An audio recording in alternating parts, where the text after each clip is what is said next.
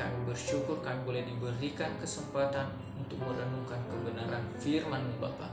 Oleh sebab itu kiranya Roh Kudus-Mu ya Bapa yang menerangi hati pikiran kami, yang berkuasa atas hidup kami, dan yang memimpin kami ke dalam kebenaran firman. Di dalam nama Tuhan Yesus hamba-Mu telah berdoa. Haleluya. Amin. Bapak Ibu yang dikasihi oleh Tuhan Yesus Kristus, renungan kita pada hari ini terambil dari Filipi 2 ayat 2 sampai dengan ayat yang keempat. Begini firman Tuhan. Karena itu sempurnakanlah sukacitaku dengan ini. Hendaklah kamu sehati sepikir dalam satu kasih, satu jiwa, satu tujuan, dengan tidak mencari kepentingan sendiri atau puji-pujian yang sia-sia. Sebaliknya hendaklah dengan rendah hati yang seorang menganggap yang lain lebih utama daripada dirinya sendiri, dan janganlah tiap-tiap orang hanya memperhatikan kepentingannya sendiri, tetapi kepentingan orang lain juga. Bapak Ibu yang dikasihi oleh Tuhan Yesus Kristus, tema perenungan kita pada hari ini yaitu bersatu kita teguh, bercerai kita runtuh. Ya.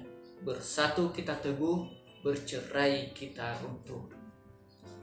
Tema ini adalah sebuah peribahasa yang memiliki makna, yaitu sesuatu akan berhasil apabila dikerjakan bersama-sama.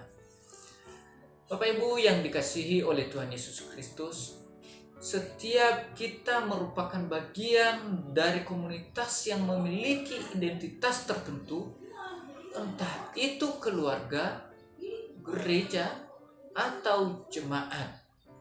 Kekuatan komunitas orang percaya terletak pada kesatuan hati, pikiran, kasih, jiwa, dan tujuan di antara para anggotanya. Jika kesatuan itu tidak dimiliki, maka kesatuan orang percaya berada dalam bahaya.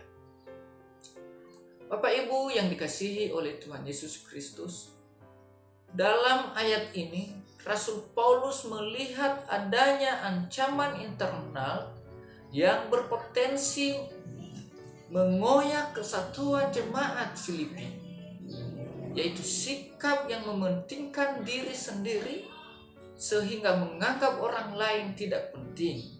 Sikap ini merupakan wujud kesombongan karena menganggap diri lebih baik dan lebih hebat daripada orang lain. Sikap sombong ini dapat menghancurkan hubungan antar sesama, menghancurkan hubungan antara pribadi, dan berpotensi menghambat kemajuan dan kesatuan dalam komunitas orang percaya.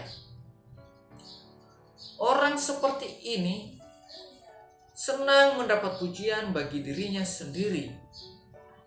Ia menganggap dirinya yang paling hebat dan menginginkan orang lain menganggap dia demikian. Orang ini biasanya sulit bekerja sama dengan orang lain, dan bahkan bagi orang ini keutuhan komunitas bukanlah prioritas. Nah, dalam ayat ini menanggapi ancaman yang terjadi di jemaat Filipi, Rasul Paulus menasihati dan mengajak segenap jemaat Filipi untuk menaruh pikiran dan perasaan yang terdapat juga dalam Kristus Yesus, yang walaupun dalam rupa Allah tidak menganggap kesetaraan dengan Allah itu sebagai milik yang harus dipertahankan, melainkan telah mengosongkan dirinya sendiri dan mengambil rupa seorang hamba dan menjadi sama dengan manusia.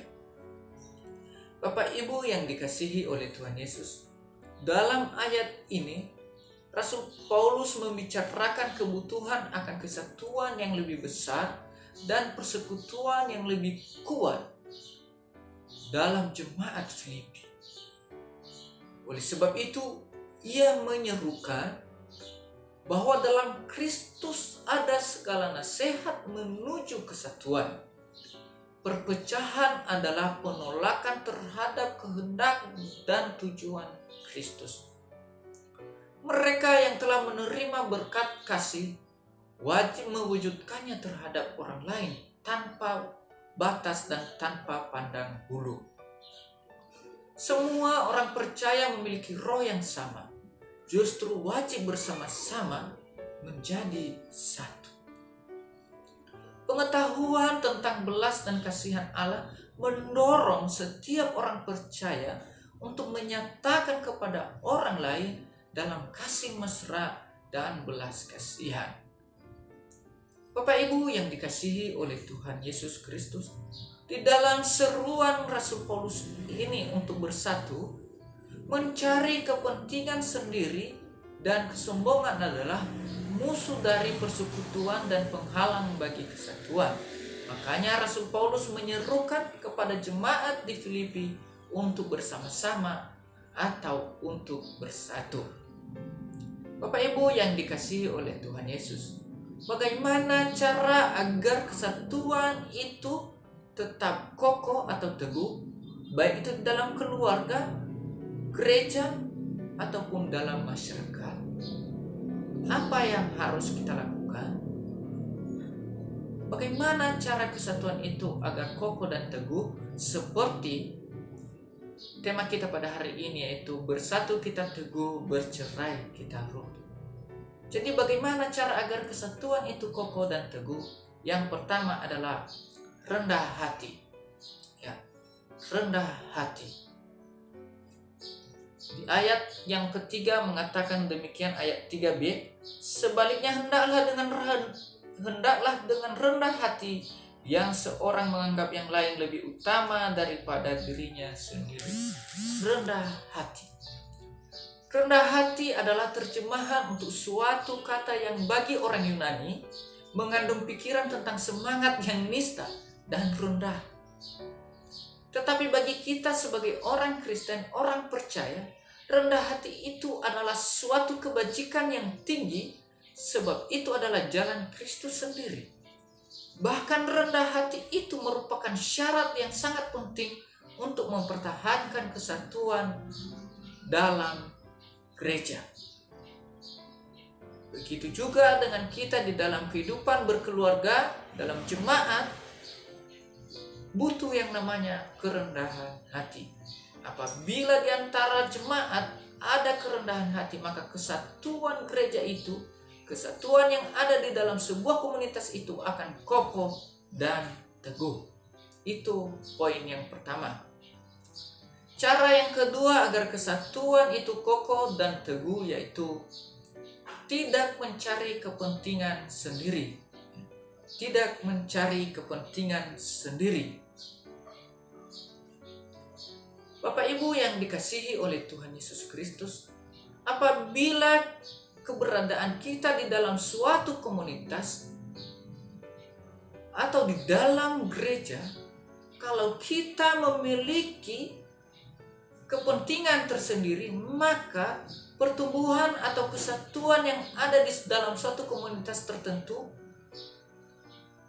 akan mengalami hambatan, akan mengalami goncangan, bahkan akan mengalami perpecahan.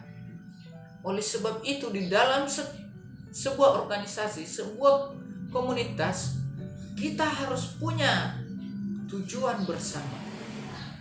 Kita harus punya tujuan bersama, dan kita tidak perlu lagi mencari kepentingan sendiri.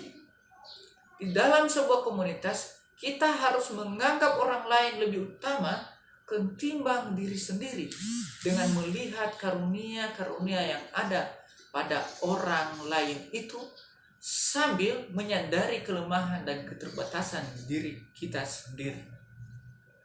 Kita juga harus membiasakan diri untuk berpikir dan berbicara mengenai kepentingan orang lain.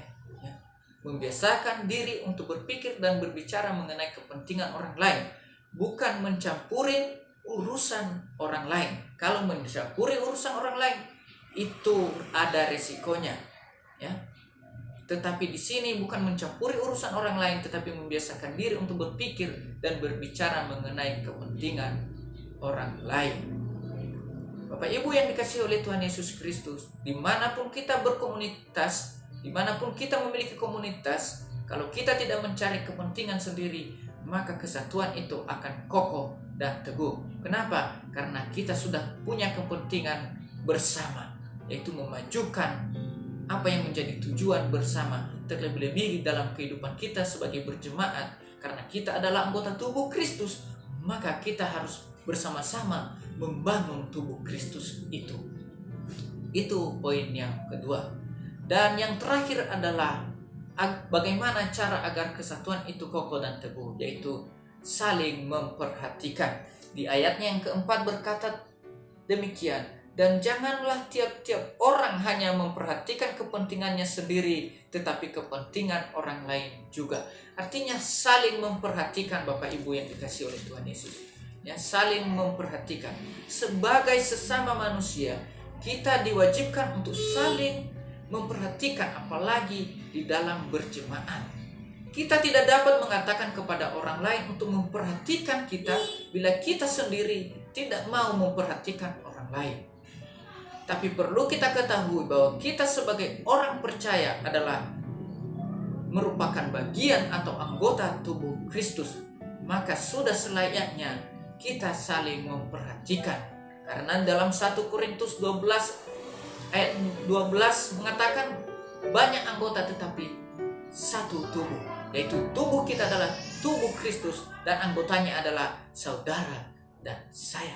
Amin.